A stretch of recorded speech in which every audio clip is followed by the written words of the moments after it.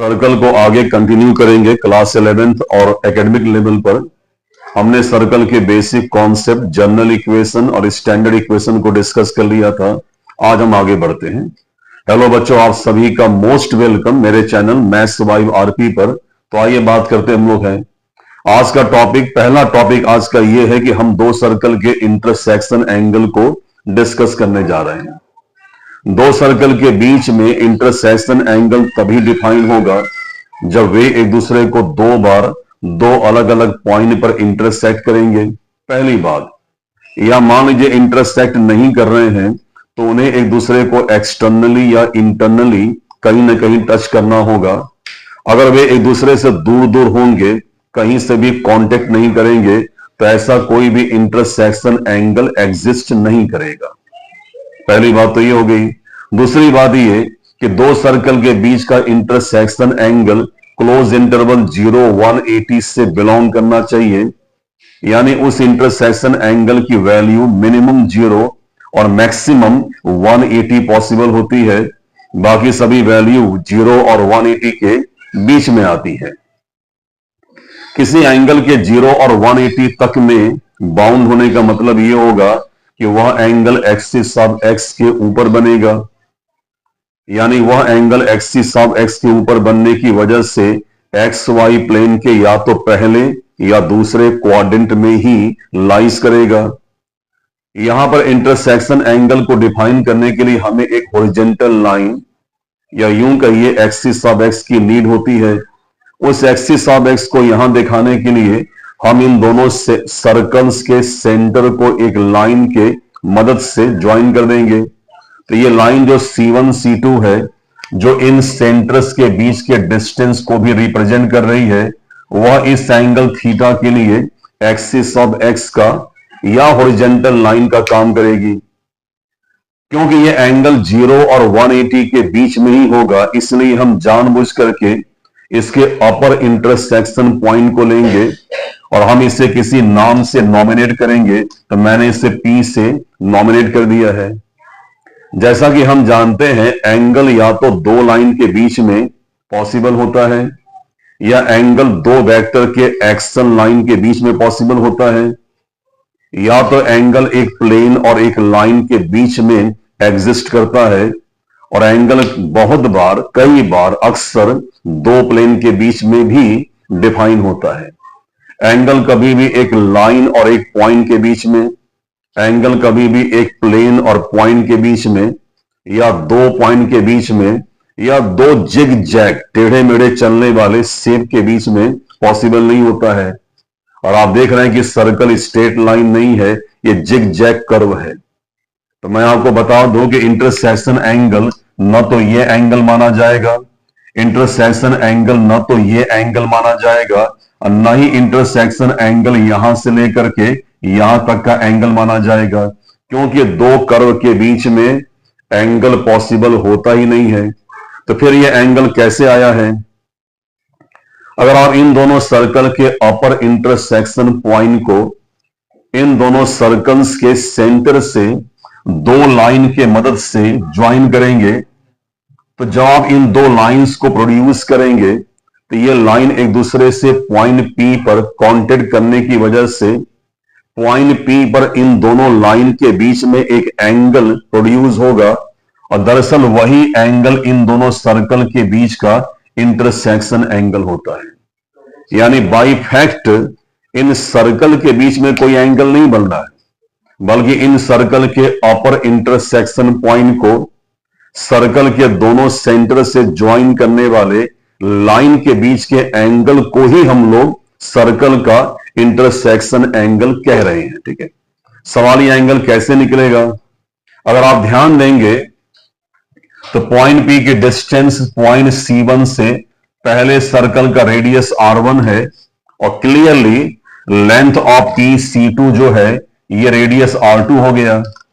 अगर मैं आपको क्लास 11 का एक टॉपिक रिकॉल करूं, जिस टॉपिक का नाम है कि angles and relation between angles and side of A triangle, उस टॉपिक में यह कहा जाता है कि अगर किसी ट्राइंगल ABC के तीनों साइड की लेंथ स्मॉल ए, स्मॉल बी और स्मॉल सी के टर्म में दी हो, जहां ए, बी और सी पॉजिटिव रियल नंबर है, ठीक है, और हमें किसी पर्टिकुलर एंगल को फाइंड आउट करना हो, मान लें मुझे एंगल ई को फाइंड आउट करना है, तो किसी ट्रायंगल के तीनों साइड की लेंथ दिया होने पर उसके किसी भी एंगल को या सभी एंगल को आप जिस फॉर्मूले से फाइंड आउट करते हैं उस फॉर्मूले का नाम है कोसाइन फॉर्मूला। हम लोग इसको शॉर्ट में कॉस फॉर्मूला भी कहते हैं।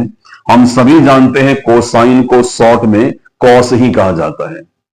इस कॉस फॉर्मूले का थीम या स्ट्रक्चर ये है कि आप जिस एंगल को कोसाइन में फाइंड आउट करना चाहते हैं, ठीक है, वह एंगल जिन दो साइड के बीच में बना होता है, आपको एक्चुअली उन दोनों साइड के लेंथ के अलग अलग स्क्वायर को ऐड करके जो उनकी वैल्यू आती है उस वैल्यू में से उस एंगल के ठीक अपोजिट पड़ने वाले साइड के स्क्वायर को सब्ट्रैक्ट करेंगे और ये वैल्यू आप लेंगे न्यूमरेटर में, ठीक है। और इस एक्सप्रेशन के डिनोमिनेटर में वह एंगल जिन दो साइड के बीच बना होता है उन दोनों साइड के लेंथ के प्रोडक्ट का डबल लेते हैं, ठीक है। यानी cos A equals to basically B square plus C square minus A square whole upon 2bc होगा। ऐसे ही cos B और cos C का निकाल लेते हैं। अगर आप ध्यान से इस फिगर को देखेंगे तो इस फिगर में ट्रायंगल PC1C2 एक ऐसा ट्रायंगल है जहां पर हमें एंगल थीटा को निकालना है। एंगल थीटा दरअसल PC1 और PC2 के बीच में यानी R1 और R2 के बीच में बना हुआ एंगल है। एंगल थीटा के ठीक सामने साइड C1 C2 है जो इन दोनों सर्कल्स के सेंटर के बीच के डिस्टेंस है। इसे हमने पहले ही D से ठीक शो किया हुआ है। यानी हम इस ट्रायंगल PC1 C2 में इस समय इसके तीनों साइड की लेंथ जानते हैं, इसलिए हम लोग एंगल थीटा को फाइंड आउट करने के लिए कोसाइन फॉर्मूला को यूज करेंगे। तो आइए इसे यूज करते हैं। तो ट्रायंगल PC1C2 में इन ट्रायंगल PC1C2 क्योंकि हम देख पा रहे हैं कि एंगल थीटा दरअसल R1 और R2 के बीच में है, तो एंगल थीटा का कोसाइन यानी कॉस थीटा, ठीक है, एंगल थीटा जिन दो साइड के बीच में है उनके लेंथ के स्क्वायर के सम में से एंगल थीटा के ठीक सामने अपोजिट पड़ने वाले साइड के लेंथ के स्क्वायर को सब्ट्रैक्ट करने के बाद जो अमाउंट आएगा उस अमाउंट में उन दोनों साइड के लेंथ के प्रोडक्ट के ट्वाइस से यानी डबल से डिवाइड करेंगे तो आपको ये एंगल थीटा कोसाइन के फॉर्म में मिल जाएगा। तो ये फॉर्मूला है दो एंगल के बीच में इंटरसेक्शन एंगल को कोसाइन के टर्म में फाइंड आउट करने का। अगर क्वेश्चन आपसे साइन की डिमांड करेगा तो आप एंगल पहले कोसाइन के टर्म में फाइंड आउट कर लेंगे और बाद में उस एंगल को साइन में कन्वर्ट कर लेंगे। कई बार ये जानबूझ करके दो सर्कल्स के इंटरसेक्शन एंगल को कॉस में न पूछ करके टैन में पूछते हैं, कई बार ये कोसेक में या सेक में पूछते हैं। तो हर बार आप कॉस के टर्म में फाइंड आउट करने के बाद उसको ट्रिग्नोमेट्रिकल फॉर्मूलों के कन्वर्जन से उनके रिक्वायर्ड ट्रिग्नोमेट्रिकल रेशियो में कन्वर्ट कर देंगे। जैसा कि मैंने पहले कहा था कि एंगल थीटा की वैल्यू 0 से 180 के बीच में होगी। ओके, तो कॉस थीटा की वैल्यू जो होगी ये -1 से लेकर +1 तक होगी। यानी एंगल थीटा अगर इंटरसेक्शन एंगल को डिनोट करता है तो उस एंगल थीटा के कॉस थीटा की वैल्यू मिनिमम -1 होगी और उसकी हाईएस्ट वैल्यू +1 होगी। ओके बच्चों, तो ये टॉपिक यहां तक का है। कुछ और बातें हम जानते हैं इंटरसेक्शन एंगल के बारे में।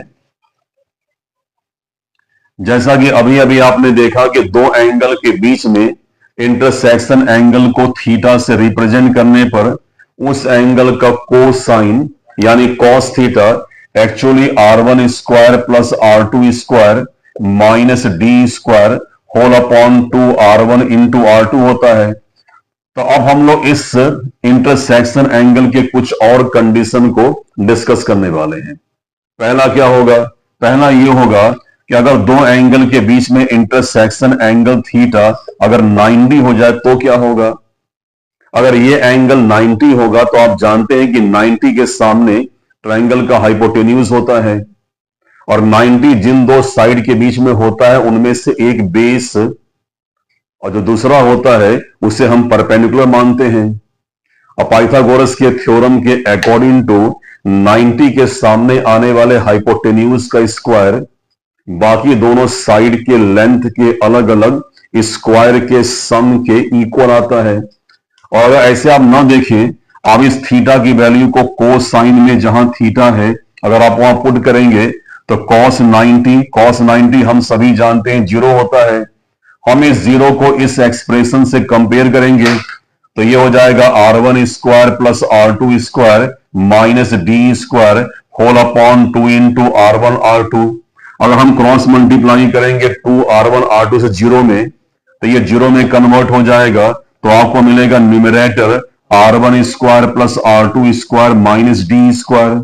डी स्क्वायर को आप शिफ्ट कर लेंगे तो आपको मिलेगा r1 square plus r2 square equal to D square. तो बात वही जो मैंने आपसे कही थी कि दो एंगल के बीच में इंटरसेक्शन एंगल के 90 होने का मतलब यह होगा कि उन दोनों एंगल के अलग अलग रेडियस के लेंथ के स्क्वायर का टोटल उन दोनों सर्कल के सेंटर्स के बीच के डिस्टेंस के स्क्वायर के इक्वल होता है। ओके, एक बात और भी है, दो सर्कल के एंगल के इंटरसेक्शन एंगल के 90 होने पर हम उन्हें ऑर्थोगोनल कहते हैं, यानी वो पहले से ही ऑर्थोगोनल या राइट एंगल्ड है। ठीक है, तो कई बार ये 90 वर्ड यूज नहीं करेगा, आपसे बोलेगा कि दो सर्कल जब ऑर्थोगोनल हैं या म्यूचुअली परपेंडिकुलर हैं तो उनके बीच में उनके ऑर्थोगोनल होने की कंडीशन क्या होगी। कई बार आपसे angle theta equal to 90 mention नहीं भी करता है। ओके, कुछ और हम बातें करते इसके बारे में हैं। नेक्स्ट टॉपिक पर आते हम लोग हैं। जैसा कि आप जानते हैं, एक बात और भी है, दो सर्कल के ऑर्थोगोनल होने पर, दो सर्कल के ऑर्थोगोनल होने पर या एंगल थीटा के 90 होने पर उनका फिगर ऐसा बनेगा कि वे सर्कल पिक्चर में आपको एक दूसरे को दो अलग अलग पॉइंट पर इंटरसेक्ट करते हुए दिखाई पड़ेंगे। यानी इंटरसेक्शन पॉइंट को और दोनों सर्कल के सेंटर्स को एक दूसरे से ज्वाइन करने पर आपको वहां एक ट्रायंगल फॉर्म होता हुआ दिखेगा, और ये ट्रायंगल हमेशा एंगल थीटा पर राइट एंगल होगा। ये बात आप जान गए हैं। कुछ और बातें करते हम लोग हैं। अगर दो सर्कल के बीच का इंटरसेक्शन एंगल 180 हो जाए तो क्या होगा। अगर ये एंगल 180 होगा तो हम cos थीटा में जहां थीटा होगा वहां 180 रखेंगे। तो हम सभी जानते हैं कि cos 180 की वैल्यू न्यूमेरिकली -1 होती है। हम इस -1 को अब इस एक्सप्रेशन से कंपेयर करेंगे जो कि आपका r1 square plus r2 square minus D square whole upon 2 into r1 r2 है। अगर आप क्रॉस मल्टीप्लाई करेंगे तो आपको मिलेगा -2 into r1 r2 equals to r1 square plus r2 square minus D square. और रेडियस के सारे टर्म्स को एक साथ इकट्ठा कर लीजिए, तो रेडियस r1 r2 के सारे टर्म्स को हम एक साथ गैदर कर लेंगे, और जिनमें r नहीं है उनको हम शिफ्ट कर देंगे। तो माइनस डी स्क्वायर आपका हो जाएगा plus D square, right hand side का r1 square plus r2 square as it is, और जब हम ये ट्रांसपोज करेंगे तो ये हो जाएगा 2 इंटू r1 r2। आपको ये देख करके तुरंत ही एस्टिमेट हो गया होगा कि r1 square plus r2 square plus 2 into r1 r2 दरअसल r1 प्लस r2 के होल स्क्वायर का एक्सपेंशन है। तो आप इसे कन्वर्ट करेंगे r1 प्लस r2 के होल स्क्वायर में। ठीक है, तो क्योंकि D square equal to r1 plus r2 का होल स्क्वायर है, और क्योंकि d और रेडियस दोनों ही डिस्टेंस है, इसलिए हम इनके वैल्यू को हमेशा प्लस साइन में ही एक्सेप्ट कर सकते हैं। इसलिए d जो कि इन दोनों सर्कल के सेंटर के बीच का डिस्टेंस है यानी C1 C2 है, वो एक्चुअली r1 प्लस r2 के इक्वल आ रहा है। तो यहां बॉटम लाइन ये निकला कि दो सर्कल के इंटरसेक्शन एंगल के 180 होने पर, यानी इंटरसेक्शन एंगल की वैल्यू हाईएस्ट होने पर, मैक्सिमम होने पर, उन दोनों सर्कल के सेंटर के बीच का डिस्टेंस दरअसल उन दोनों सेंटर के रेडियस के लेंथ के समेशन के इक्वल आता है। ओके बच्चों, तो आज टॉपिक में इतना ही, फिर हम मिलते हैं नेक्स्ट क्लास में। प्लीज सब्सक्राइब करें, इसको शेयर करें दोस्तों को।